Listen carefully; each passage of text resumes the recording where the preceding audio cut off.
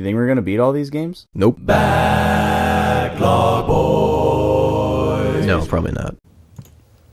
Hey. Queens, not Brooklyn, not Long Island, but Queens. Yeah. I don't know. I don't know New York. I don't know the lay of the land I think at it's all. not on Manhattan. I think it's east of Manhattan. Okay, Correct sure. me if I'm wrong, people. Wait, I thought Manhattan was on the island. It is. So how could it be east of there? That's like the south. That's like southeast of the state itself, isn't it? The city is. Yeah. Let us know in the comments where the heck New York is, And Queens. because we're from friggin' Minnesota.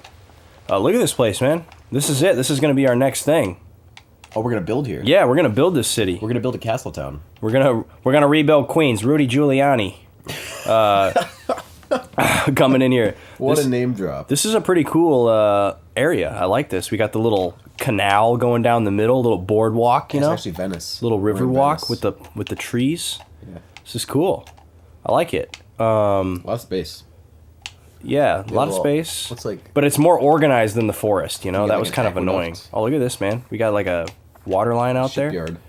So I guess it's so weird how like this screen really looks to like an editing window, you know? Yep. Like,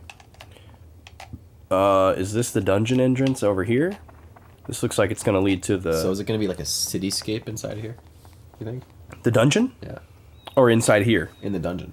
In the dungeon? No, the dungeon is like a sunken ship. Yeah, it doesn't really make sense, but or at least that's what I remember it being, or like caves or something. Okay. It's indoors. It's not like the forest.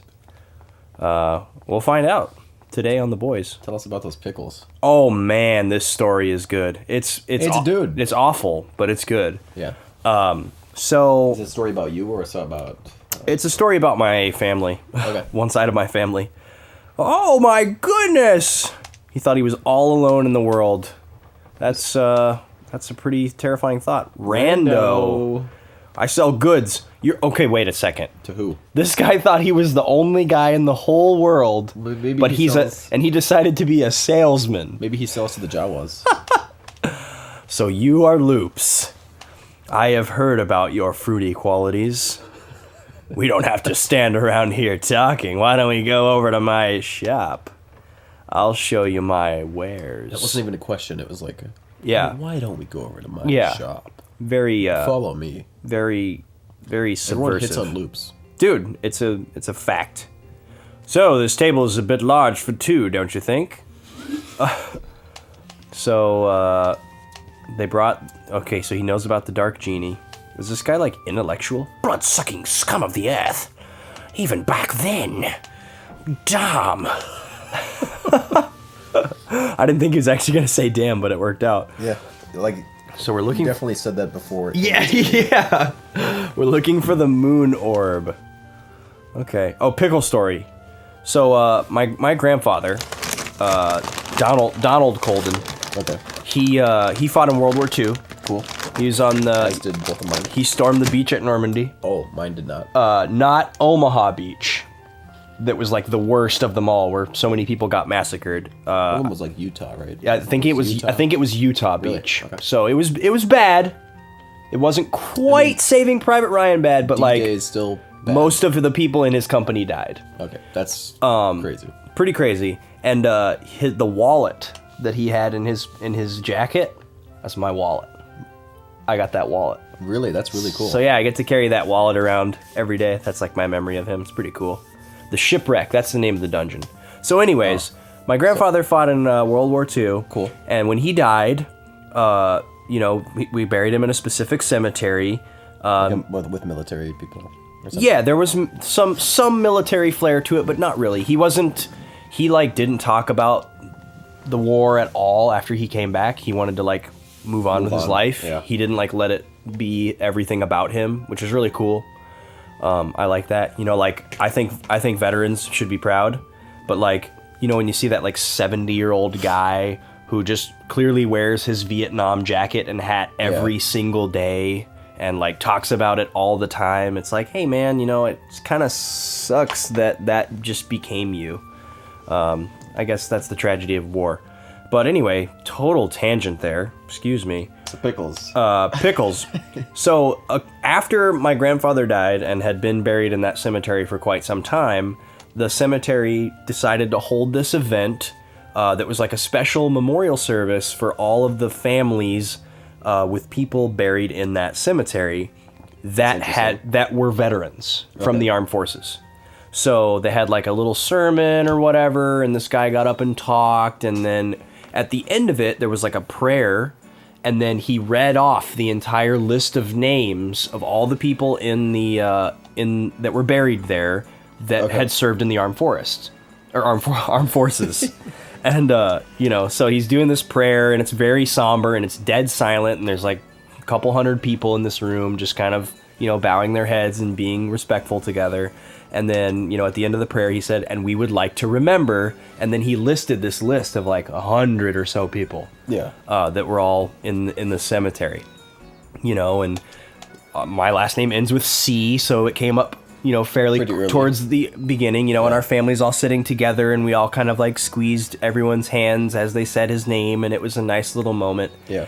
And, and then it gets to like the middle of the alphabet, and we realize, holy crap, we're going to be here for a while. Yeah. This is a long list of names, but we're hanging in there, and it comes to the letter P. And, the man says the name, I'm a Pickle. The name of one of these fine folks who served in the armed forces and is no longer alive. Their name happened to be first name Ima, last name Pickle. No, Pickle, singular. And when that name was uttered, to Tommy Pickles. When that name was uttered, someone laughed. My aunt made a noise that I have only heard once, and it was like a pitiful attempt to stifle an incoming laugh, like a laugh. Yeah. And everyone else that was sitting there was just like, "Oh my God, I can't believe that she did that." And then for the rest of the entirety of the prayer, she was trying to contain herself from busting out laughing. And it was so embarrassing. And I felt so bad. And then we got up, because that was like the very end of it. After that, everybody was dismissed, and there was like refreshments, and people were introducing themselves to each other and making friends and talking about their loved ones that had passed on. And it was still a very somber thing.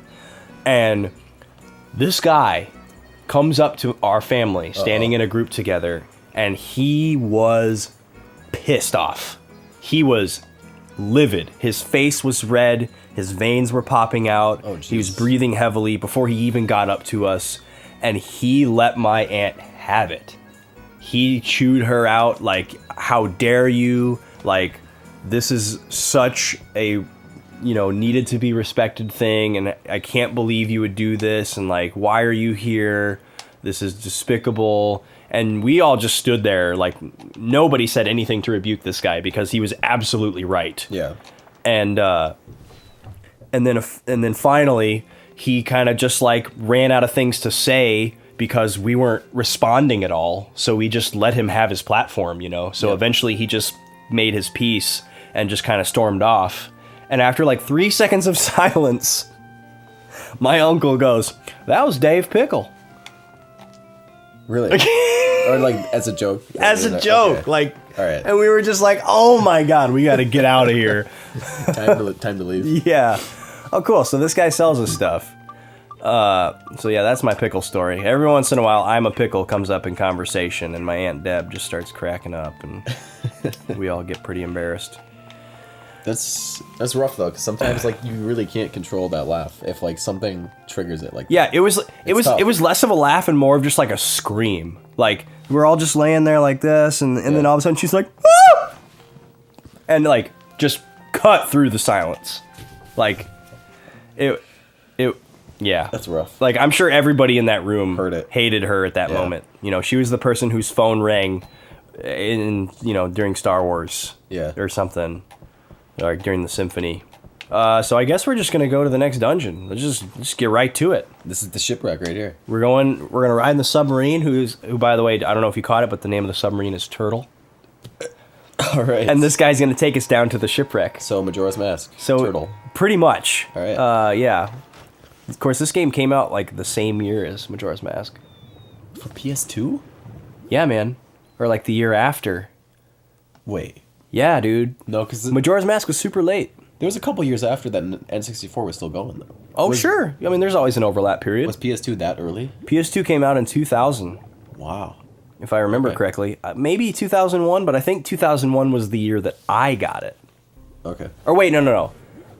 It did launch in 2001. Okay. But it's weird because So the it's just date a the couple date years on after this that, game is then. 2000. It was super early on in the life cycle. Okay. But they were probably being constructed at roughly the same time.